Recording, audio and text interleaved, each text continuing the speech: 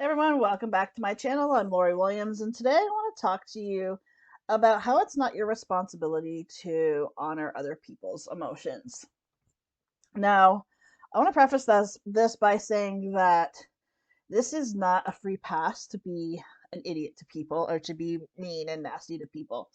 But the truth of it is that it's not your responsibility to worry about how they're going to respond or how they're going to react to something that you say or do, as long as you are acting in the best interest of yourself and you are coming from a place of integrity and a place of honesty for yourself and for the other person. How they perceive what you're saying is totally up to them, and it's 100% based on their trauma. It's a trauma response for them. So let's say, for an example, if someone has an issue with people not liking them, or feeling as though they need to be a certain way in order to fit in with other people, this trauma response would show up especially around people that told them that they had issues with the way that they act, or issues with the way that they maybe the way that they talk, or who they are as a person. Anybody that would want to change them, or anybody that sees fault in them, they would have a really, really hard time, and their feelings may get hurt. Well, the one thing I want to remind you is that if you are saying to this person, like, you're coming on like kind of strong right now, I don't like how you're crossing, like, personal space boundaries and things like that, which is you're 100% totally okay in saying.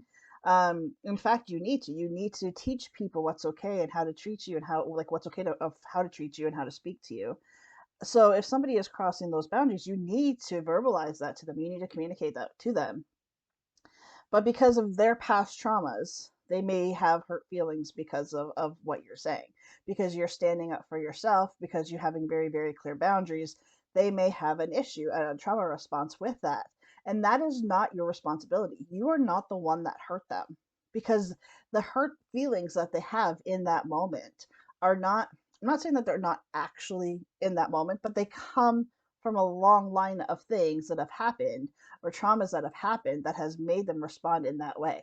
You were not responsible for traumatizing them. So you're not responsible for how they perceive what you say to them.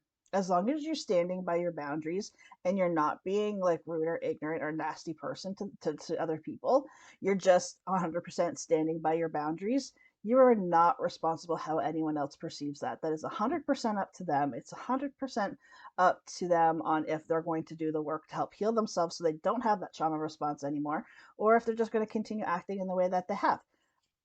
Either way, none of that is your choice. So you cannot take on this responsibility.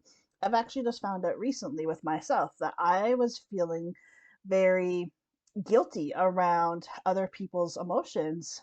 And I realized, like, I have nothing to feel guilty about. Like, this is a boundary of mine that has clearly been crossed. I have verbalized that this is an issue. And as far as I'm concerned, there is no possible way for this to, that this would come back to that it's my fault. This person has, the one that has crossed the boundaries, has no issue with crossing those boundaries. But then when I stand up for myself and say, hey, no, you know what? This is a boundary that you have crossed. This is not going to happen. Like, we just can't do this. And then all of a sudden that other person is hurt. That's not my responsibility. My responsibility is to stand by my boundaries. My responsibility is to be true to myself. I have done the work. I've done the work to heal myself. I've done the work to make myself not have these kinds of triggers, and I continue to work on myself to find those things, those areas where I'm not being true to myself. Because my other option of not standing by my boundary is to continue to let people mistreat me in a way that I very clearly understand and know for myself is not something that I can tolerate.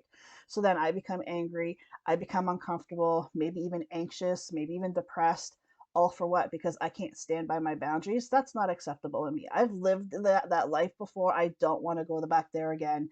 And there's no reason for me to go back there again, because standing by your boundaries is necessary. This, if you struggle with standing by your boundaries, I definitely urge you to look into this aspect and see if maybe you are taking on the responsibility of not wanting to hurt other people's feelings. You are not, if you're standing true to yourself, you're not hurting other people. You can say to someone, hey, you know what, I don't like it when you do this. That makes me feel uncomfortable when you do this. You know, you're not being nasty to them. You're not telling them they're a horrible person. You're not telling them that they're not good enough. You're not telling them anything other than what is acceptable and how to treat you. And you need to do that for yourself and for your relationships. You definitely need to do that. So if you struggle in this area, if you struggle with standing by your boundaries, look in to see if you are just concerned about other people's emotions. This may be something that totally opens up everything for you and is a complete game changer. I know it was for me. All right, guys, that is it for this live or this video. I'll see you back here next time. Until then, take care. Bye for now.